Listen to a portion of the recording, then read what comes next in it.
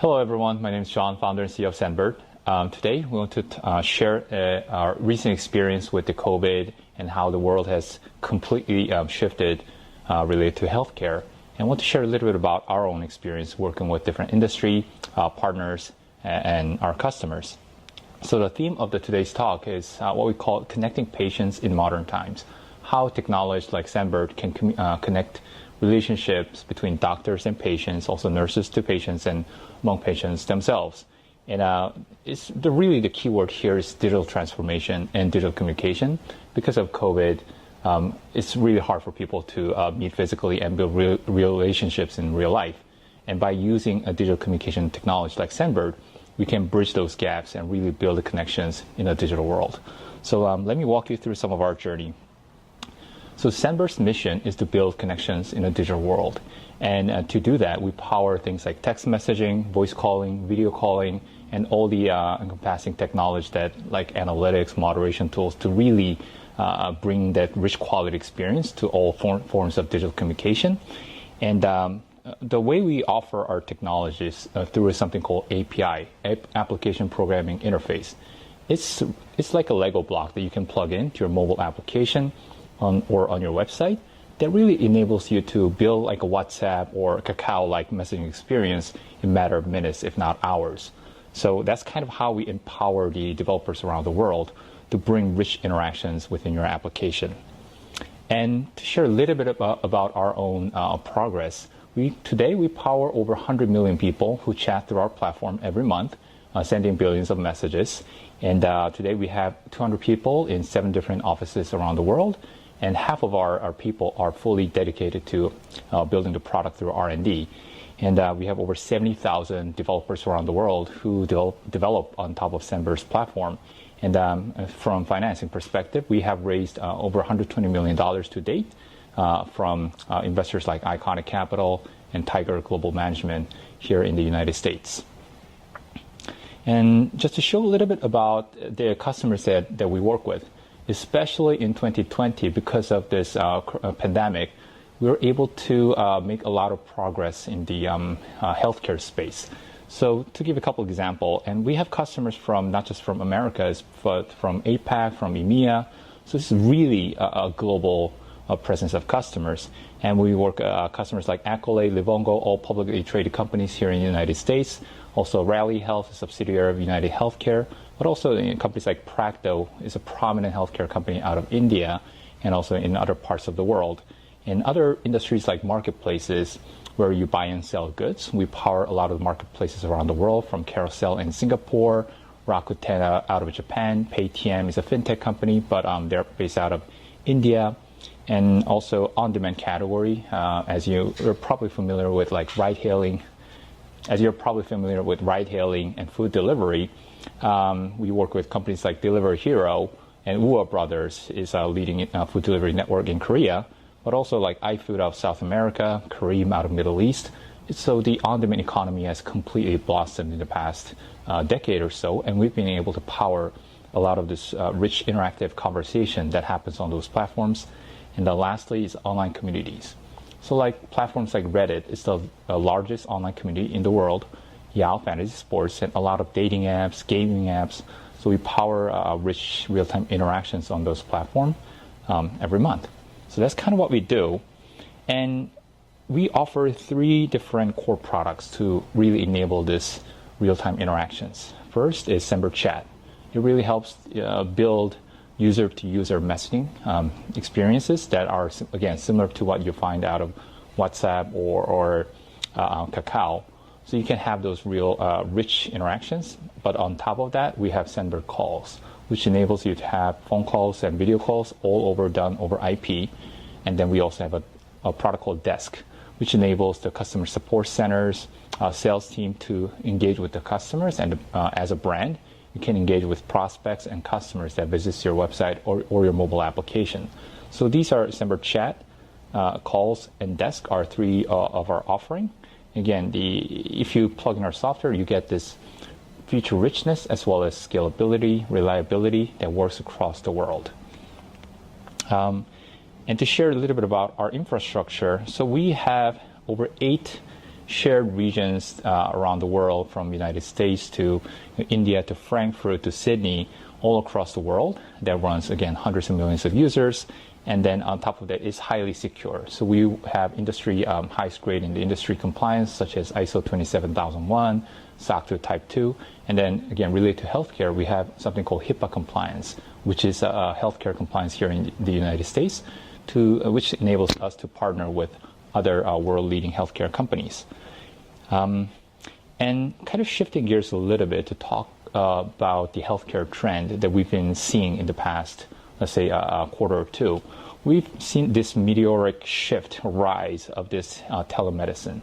So really connecting the doctors to patients over digital communication channels, connecting doctors, not just doctors, but doctors and nurses to patients, connecting with the hospitals, but also even outside of medication, you can also connect with like a mental health wellness coach, healthcare coach through our platform, and also be able to order pharmaceuticals like medicines digitally that will ship pills and medicines to your home, in front of your door.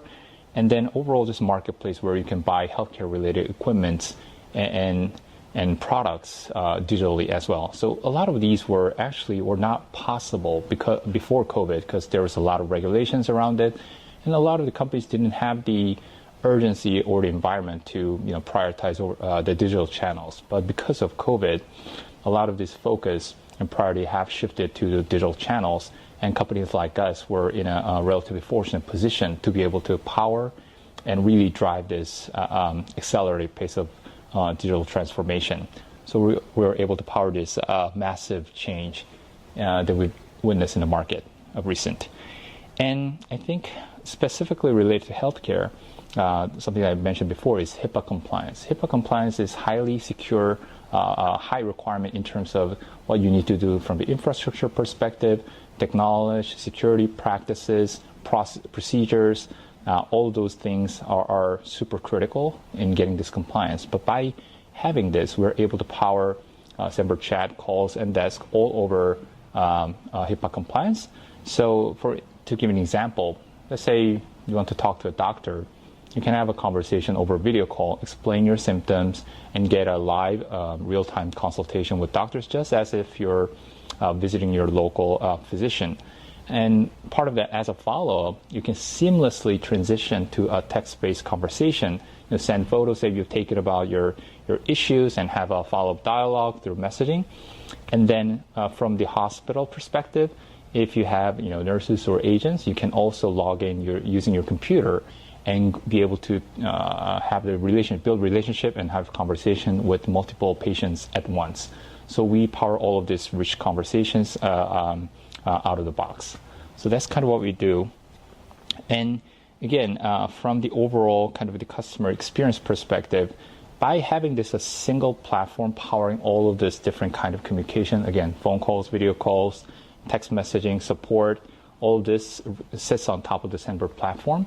So from the hospital, the service provider's perspective, as well as customer's perspective, you can have a full context of the patient's experience. So you don't have to ask for things like, oh, so who are you? What's your home address? Going through an extra set of identification. You can simply use the platform and always know this is a single customer, had a phone call, talked to a doctor, had a support ticket filed to a hospital, here's a nurse. So you can see a holistic view and the context of the patient's experience. And that actually we believe, is the future of healthcare.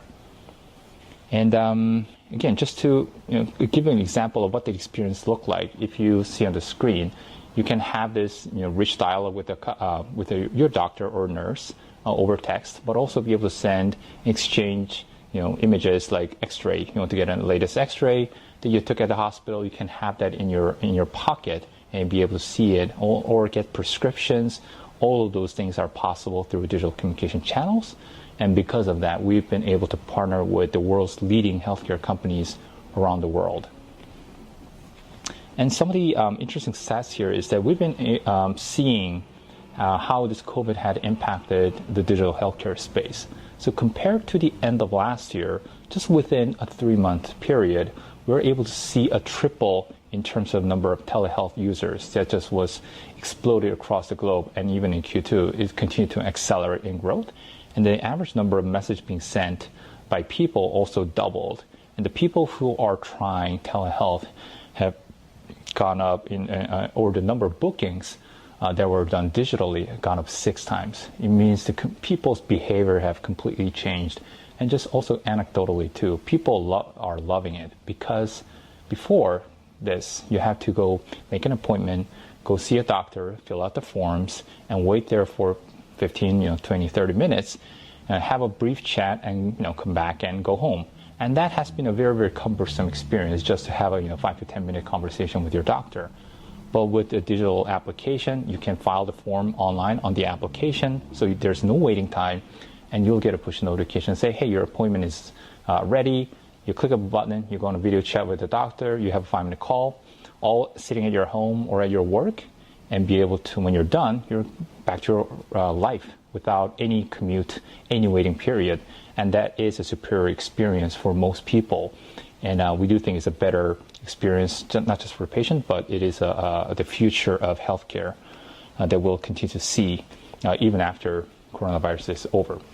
And just to give you a couple examples of our customer, Accolade is a publicly traded company here in the United States.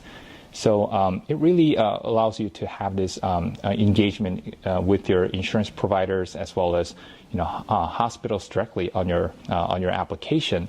So they, again, especially here in the United States, when you want to learn more about your insurance policy, get support, and also connect with the doctors who are in your network, all of this thing can be very, very cumbersome as a patient. But by working with a platform like this, you can, without all those hassle, you get immediate access to the doctors or the insurance providers, do Q&As, and get support all within real time. And so there's no extra paperwork or hassle that you have to go through. And it really improves the patient experience. Practo is India's leading telemedicine service. They were founded back in, I believe, 2008. So it's been a decade in the making, and the company is very, well capitalized, growing, and is really leading the India's telemedicine market. And we're able to partner with companies like Practo to power, again, the doctor to patient's experience, and especially in countries that are more in the developing stage, even going to the doctor reliably, avoiding traffic, but also just having that access to hospital is actually very difficult in physical world. Whereas if you're in the digital world, it really gives broader access to the population, and overall increases the nation's quality of life and hygiene. So that we're really proud to partner with companies like Practo to drive that kind of future of humanity forward. And even other startups like 1MG. So instead of waiting on the phone call, try to have a conversation and have to go through this extra set of identifications, you can have immediate connection with your support agents and be able to get your drugs delivered to your home. And if there's any issue with your delivery, you can resolve it all within a messaging experience where everyone's already pretty used to. So it is a much more efficient experience, especially people who need that medication and are having a hard time traveling to different pharmacies. So that's kind of what we've been able to achieve in partnership with 1MG. So just to really sum it up, I think what we believe is this digital communication, although people feel is not as rich as real life interaction, if you think about the broader humanity, a lot of people don't have access to these kind of healthcare. But by enabling access through digital communication, you have a more high-touch, personalized experience with your doctors and drug companies, and also the ability to get faster access, and ultimately most of the medication and healthcare, the faster response time and the faster resolution really results in better outcomes. So having this broader and faster access really helps the patient experience. And so as a result, patients get this virtual cycle of they get the help they need more efficiently, more faster, and that ultimately drives repeated engagement with the doctors, ultimately increasing the quality of the broader population. So although the COVID and pandemic has been a very unfortunate event for the broader humanity, it really helped the entire a society to accelerate towards digital transformation of healthcare. And we believe this is a better version of the healthcare for all of us. So that's what we've been able to achieve during this pandemic at SendBird. Thank you. Okay, we have some questionnaires. The first question. American society has been struggling quite a bit because of the coronavirus pandemic. Could you tell us about the changes which have been made to tech companies' businesses? There's a lot of changes, obviously, that has been happening. One of the things is the companies have been, in general, incredibly supportive of this transition coming from, working at the office to a work from home situation, especially with a lot of changes that happens relate to your family. Your kids are no longer at school, so you have to do homeschooling. So to really support their working environment, a lot of the companies have moved quite nimbly, aggressively towards adopting work from home support, things like providing office supply to your home, but also offering programs such as mental wellness caring, better coaching. All of those benefits got added to employees who are working from home so that they get the support they need while working there. And also internally we call it people and culture, but HR in broader terms, they roll out policies that really supports people to be able to work from home reliably as well. So some companies host what we call virtual happy hours, where you can gather together online, drink together or have lunches together, and also set up other company activities like trivia and other bringing kids together online so that people, employees' kids can meet with other kids in the same company. So really creating the sense of community digitally has been in part of the core focus for a lot of the tech companies. And because a lot of the tech companies tend to become more digital first, companies have invested a lot into collaboration software as well. Starting obviously with software like Zoom that allows you to do video conferencing, but also a lot of documentation software and other kind of communication software like Slack, which really allows you to have this rich online collaboration. And so that has been kind of the core focus. And especially for a company like SendBird, where we have 7 different offices around the world, and every country has been kind of adapting to this pandemic slightly differently. So really being in tune with the local government's policies, where they are with the stats, and how we are kind of rolling out the policy that can really help based on their local communities. So, for instance, I think Korea, we have kind of open semi-backup, semi kind of office. So I believe about 10 to 20% of the people in current office are kind of coming to the office if they want to. But across the globe, we kind of mandate everyone to work from home until 30-day notice. So it's really being adaptive to this situation that has been the core focus of a lot of the tech companies, especially here in the Bay Area. And what's also more interesting is it's not just the employees and the working environment, it's also the customers. So internally, a lot of tech companies have built what we call a COVID relief team, where we proactively reach out to customers who are impacted negatively by the corona pandemic, such as ride-hailing, a lot of sports leagues. A lot of the companies that have been relying on the offline business are kind of impacted very negatively. So really reaching out to them, building a strategic relationship with them, and giving them extra support during this radical transition has also been another core focus or pillar for the tech companies here in the Bay Area. Okay, second question. So the second question is, the latest technology such as AI, big data, and cloud have suddenly come into our everyday lives amid the pandemic. Are things which South Korean companies should prepare to grab new business opportunities in the COVID-19 era? And answer is absolutely. This is a time of great change and uncertainty, and with any kind of such a tectonic shift, there's always a lot of opportunities that come out of it. We've seen a huge surge in demand for our own product, with many industries that are booming right now, like food delivery, for instance, gaming, and of course healthcare, education, and online entertainment. a lot of these industries have been booming because of the corona situation. And of course, some of the industries have suffered, but our advice in general would be be nimble, be open-minded, how to take advantage of this situation instead of waiting for it to be resolved, because we believe it's going to take some time. And COVID has created a lot of clear winners, but also losers in the industry. So those ones that are doing really well are the first one to really think creatively to how to take advantage of the situation. And just to give you an example, some of the sports league companies have quickly built together like online stadium experience, connecting these fans online. So instead of relying on the offline revenue, they were able to transition their business very quickly to some of these online sports experience. And those who've done this aggressively, they are able to grow in this period versus some who didn't. So this is just a quick example of how to take advantage of this situation.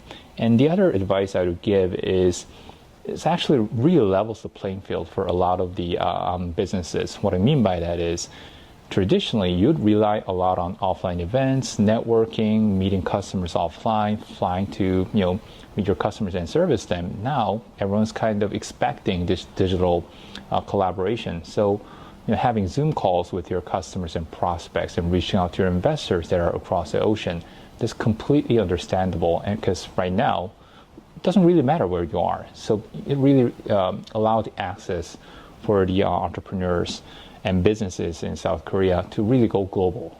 Open your mind, think global, try to go everywhere, talk to all the customers around the world, and really understand the market opportunity that's being presented in front of us.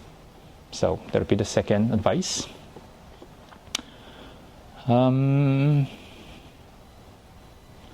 Third question, the collection of personal information using AI and big data has caused controversial issues regarding the breach of private information. There are obvious dysfunctions that have taken place due to the rapid adoption of new technologies. How do we explain the problems and methods to deal with this? And I think the key word here is trust and transparency.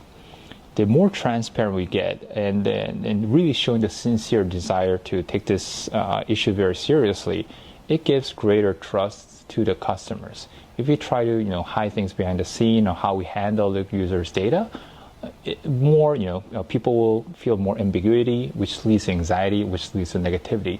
So actually being forthright and being upfront with customers in terms of how we handle data, what are the data we collect, how do we process them, what do we share, what do we not share, and really earning the permission and the trust of customers are key to the situation, because we envision the world will always have more data and more of the personal information being collected, more of them being utilized somewhere, one way or the other.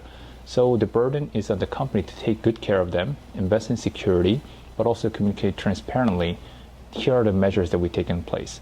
That's why investing also in things like compliances, again, SOC 2, Type 2, HIPAA, ISO 27001, these are all there to really help customers, and we take it very seriously to take care of the customers' private information with utmost care.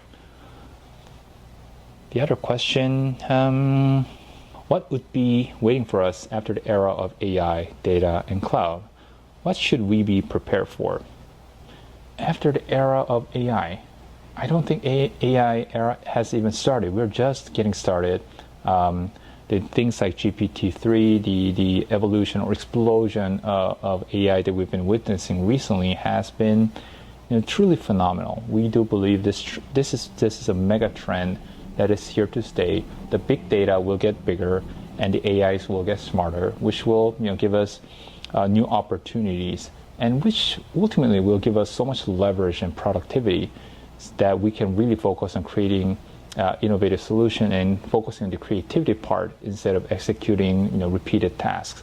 And AI can really help us get there.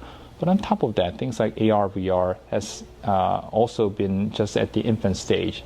With the continuous innovation, the hardware will be able to live it in the digital world that's potentially more interesting than in an analog world. Because if you think about it, a lot of the world where the physical world is not really safe or clean space. A lot of those, whether it be kids having access to quality education in a virtual world, or again, having ability to talk to doctors in a virtual setting, but in a richer, more immersive setting like AR or VR, those can enrich our lives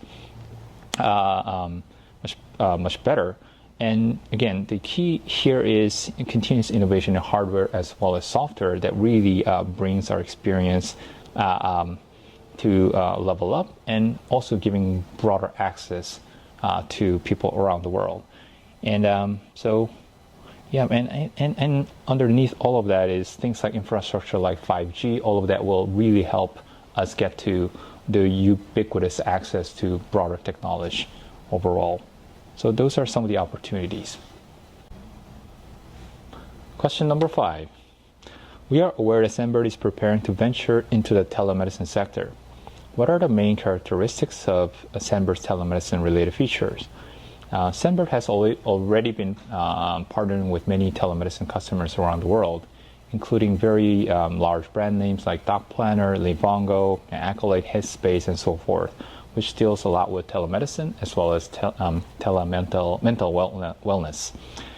At SendBird, we offer a very easy to plug in solution for these telemedicine businesses, where you can rapidly build very rich and secure real-time interaction experiences across chat, voice, and video through our platform. And in telehealth, it's just not about the ability to have a chat. You really have to create a very trusting environment with the doctors and the patient to be able to feel comfortable, to be able to share very sensitive information that's related to your health. And to really support that environment, it's not just about sending the text. You can know when the doctor has read your message, whether that doctor, she's online or not, and also be able to not just send text, but send photos and videos to really describe your problems in greater detail and get a response back again in a rich detail as well. So all of this is to create and almost be able to replicate what you'd expect out of a visiting a hospital, but hopefully in a much more efficient way. So our technology has been built to really think about re-envisioning the experience end to end, and give that trust back to the doctors and the patient to build that relationship online. So that has really been our focus. And we are doing a lot in this space to help these healthcare customers, healthcare providers really take the digital transformation to the next level. Thank you.